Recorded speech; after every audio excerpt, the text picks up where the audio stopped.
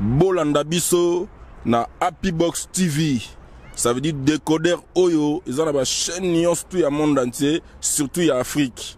Happy Box TV, plus de 400 chaînes. La télévision autrement. Oui, allô? Oui, allô? Oui, allô, papa, Obenga depuis où, s'il vous plaît? Oui, nous sommes en France, mais nous avons sa proposition en Haïti, mais nous sommes en France. Ok.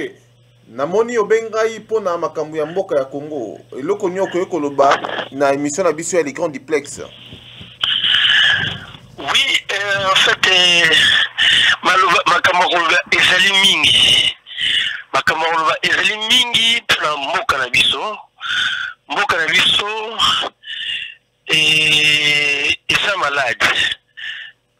Alors, malade, ça semble un peu facile, ça semble un peu léger, mais mboka na biso ezali kokende na liwa, voilà, bref. Pour on va poser tomber maladie et qu'on un peu léger, mais tant qu'il est trop babina ou est grave, donc mboka na biso ezali kokende na liwa.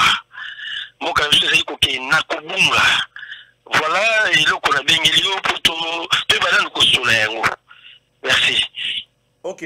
Tomoni batu basokufa tellement ebele ba mama ba papa basokufa ba Rwandais basokota seko kota toto eba à qui la faute?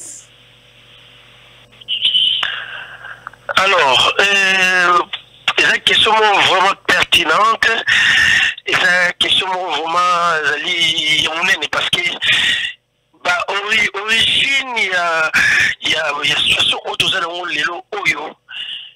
Ezali d'abord totia ba paya ba to ba lingela ki biso boule ba lingela ki biso boule et ba lingela ki biso mayele ndi to baka et biso to ba kité mais pour okende siko so totia ba pemeni ba utiliser ba ndeko na biso donc ba utiliser ba ndeko na biso ba régler bango ba juger mon kozaki vraiment ba mimoni sakité ba pesa vraiment image na bango yango lelo oyo tozali ko se retrouver na situation oyo.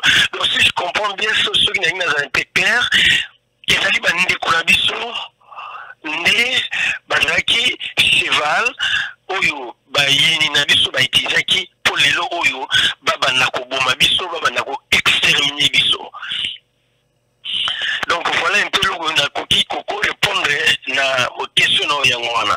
Donc vraiment bande konabiso baza ba facilitateur ou ba faciliter vraiment mouyini lelo avant na nakati ya mboka et na mo pesa exemple mo za simple ou bon comprendre on a ba o baza kolanda ba comprendre ngo ba to tenir ba homme politique na biso ba utiliser ki bango et tant bazaki na kati ba yo se rendre compte parce que surtout viki baza au courant na wote c'est faux ba yebi on depuis longtemps parce que ba message est comme là bango et tout le message Mosé Laurent désiré atikaki ba yebi on parce que c'est les mêmes personnes congolais a benganaki lobby bangoyo basa lelo la kata pouvoir et bande ko na biso et ba congolais ba yaki ko kuta batu wana basa bandimi ko travailler na bango. Donc ça veut dire basa conscient on a tout côté ba homme politique tout est ce côté ba musicien ba yeba ki batu wana bien et batu oyo za batu oyo bazali ba yini ya Congo oyo Mosé Laurent Désiré Kabila a benganaki mais lelo bazongi bandimi ko yembela bango banzembo bandimi ko soutenir bango. Voilà. Donc si je comprends bien cela avec une grande part il y a responsabilité et c'est une biso moko mais biso moko ba congolais oyo likolo ya lokoso ya mbongo tundimi koteka droit d'aînesse koteka pouvoir na biso koteka mabele na biso pona bapaya pour lelo on va bana roboma biso. Ok. Merci. Ok, monsieur Nana, tout na yo question moko lelo solution ekoyeko uta wapi pour na lelo congolais asala libéré na na maboko ya Rwandais, na maboko ya occidentaux, na maboko ya communauté internationale. Voilà. Bon, la question est un peu la plusieurs parties, on a encore décortiqué, mais la Rwandana, nous, il y a Bissomo d'abord. Il y a Bissomo d'abord. Bandi qu'on a Bissomo d'abord, va Congolais. Alors, solution, retenir la solution est qu'on vous tawapi. Pour la Likambo, il y a traverser la Katambo Canabiso. Alors, on va répondre d'abord, boye. Batu oyo, ba facilita ki batu wana. Ba vanda lena bokonzi. Batu wana, baza ba Congolais. Et singili ba vanda. Ba politicien. Baza batu ba facilita ki gouvernement na to ba imposteur. To ba occupant ba vanda kata mboka na biso. Ba yeba ki yango te peut-être. Mais si ko ba yedi yango. Ba musicien oyo ba accompagner ki batu wana po ba vanda pouvoir lelo oyo. Peut-être ba yeba ki yango te, mais lelo ba yedi yango esengeli ba vanda. Ba ngoni so ba Congolais. Il faut ba vanda. Na opeso ndakisa moko lelo oyo ba Rwandais oyo bazo ko mate biso o bazo boma biso po bazwa ba stratégie ya kokotela biso na mboka ba vandaka basololaka ba vandaka isika moko basololi to sa ndeni to kotela bato wana na mboka na bango basalaki ba vandaki basalaki ba réunion basalaki ba stratégie pour ba kotela biso na mboka. Alors ba Congolais faut ba utiliser même moyen wana ba vanda na ba politiciens na ba musiciens ba vanda ba solola ba ndenge nini tokoko sala bato yo to soutenaki to yebaki te to soutenaki bango. Bon ba miso so yebaki po balandi bakolo ba no ba yebaki oui c'est vrai ba yebaki yango très bien parce que baza bato au musée à Benganaka et bango betango bazongi ba même personne ba yaki ko utiliser bango. Alors ba musicien ba politicien ba yebaki yango et sengeli lelo oyo avanda ba solola ba ndeni ba koki ko sala face na bato wana ba signer parce que ba tekimboka pour la intérêt na bango il faut ba signer au risque à vie na bango parce que bato ba kufiona bango ba leki bango ne loko mokote. Alors et pour la bato baza na diaspora biso to zalibanda et sengel pe biso to vanda to solo to linga boule te ba neni to ko assister mboka na biso na situation oyo ezali koleka. D'abord une solution que vous d'abord soki bato ba komi ko fanda ensemble. Ceux qui battent ensemble, alors, on a revenu Salikani Siboye, on a revenu Salikani Siboye, on a revenu Salikani Siboye, qui est revenu Salikani Simoko, on a revenu Salikani Mboka na biso et bima la situation là. Nous répondre à la deuxième question, toujours la question pour faire face à la communauté internationale. La communauté internationale, baza batu moko, baza batu ya ba intérêt. Baza batu o balingaka, balandaka intérêt na bango. Ato za mulai, ato za mukusa, ato za zoba, ato za mutamaele. Mais tango yozo ya face na bango, foye la bango ba intérêt na bango. Alors, tango biso a Congolais to revendre sika moto solo to zu idée, ba communauté internationale ba ko se soumettre parce que toko solo na bango. Voilà, ndenge kana bili solo nde mutu ezali solution na situation nyonso oto za na kata Congo.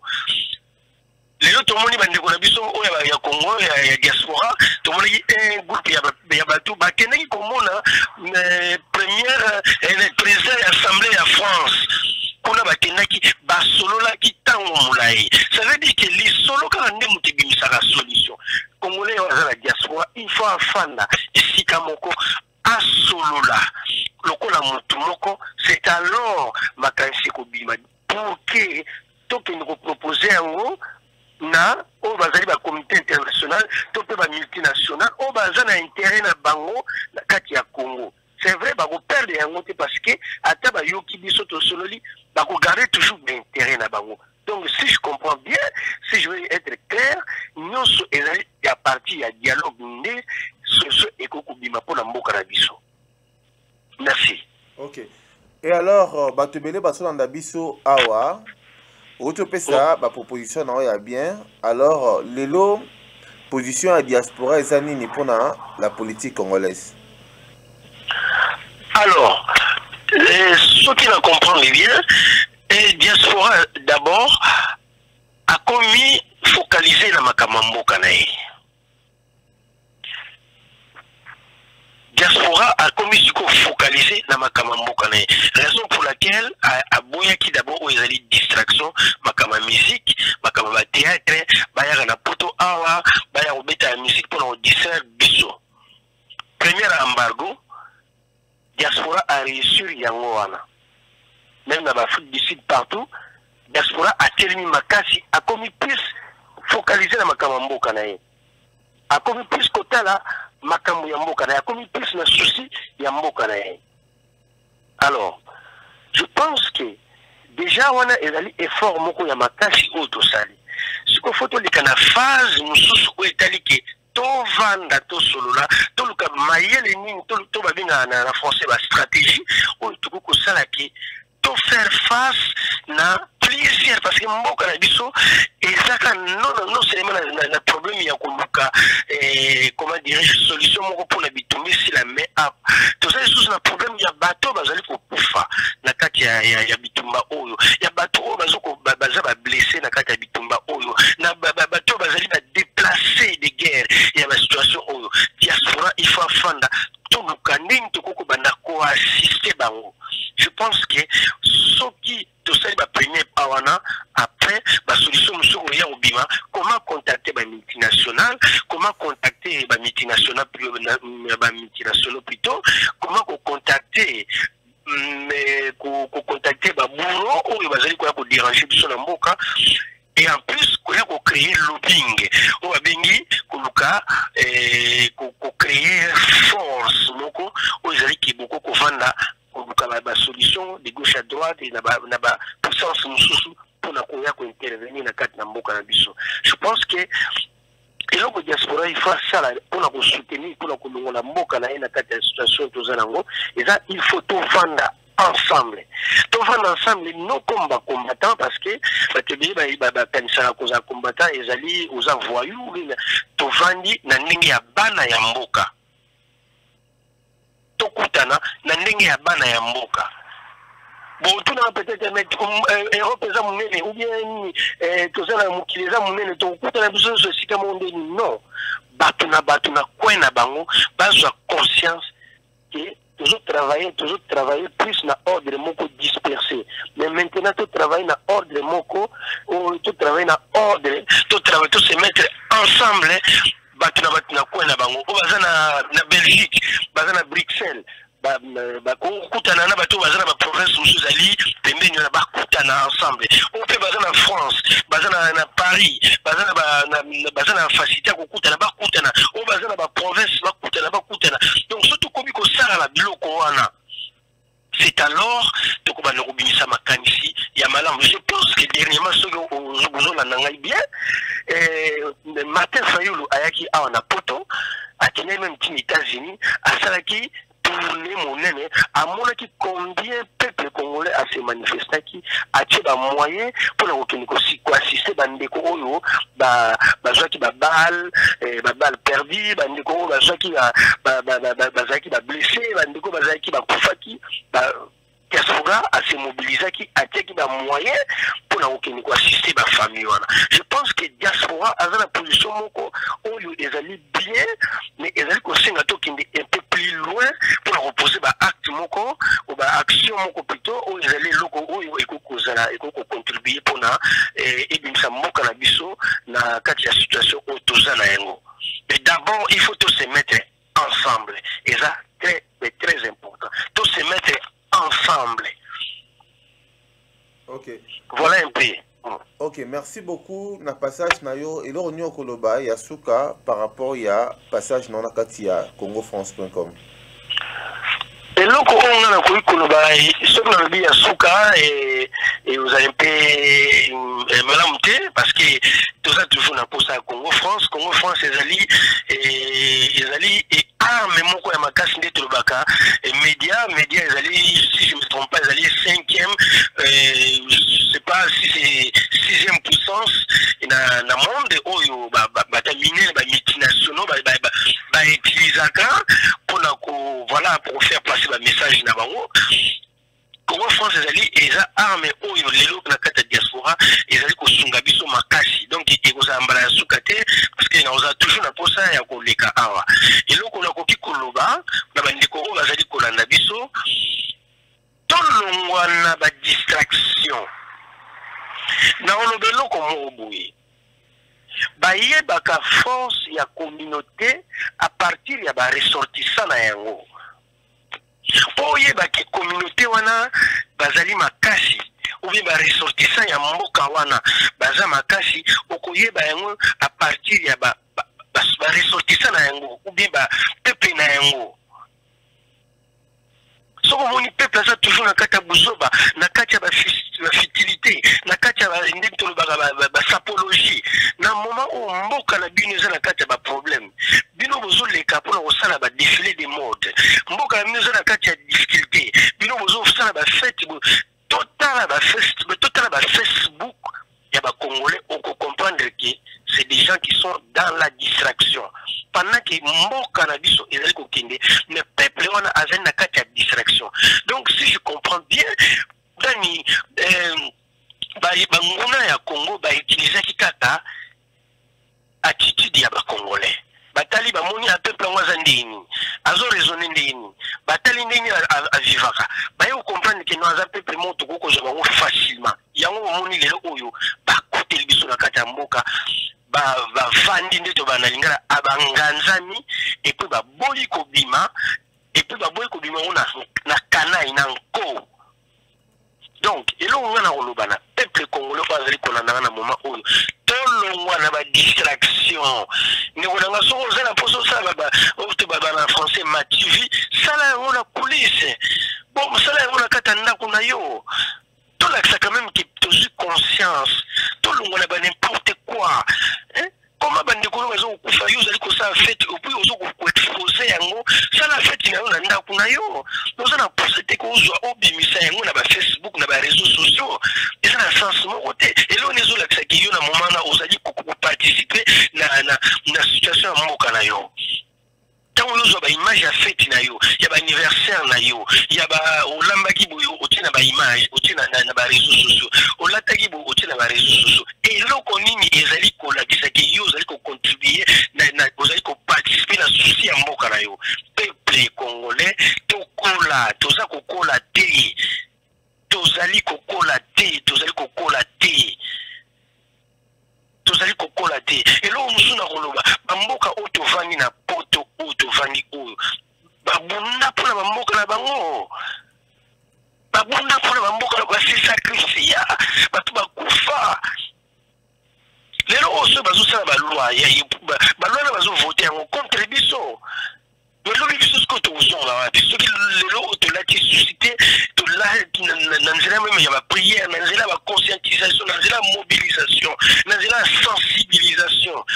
Surtout ça les efforts on a été pour la peuple ya biso a changer bandiko na ngai to kozala peuple moko, lokola ba peuple palestinien to yunga na lokola ba roumain to monaka baza gauche droite bazanga esika ya kofanda bazanga mboka to tchango to kanisa te ke ezali maseki na début batu bazoki lokola maseki tant batu bazolo ba ke Congo la occupé ba musuba ba non c'est faux batu bazai ko boya langage ko lelo oyo tu ko ndima langage oyo mais tu ko ndima yango na retard tu ko ndima yango na retard déjà mon bayili ba koti ba vani na kata mboka.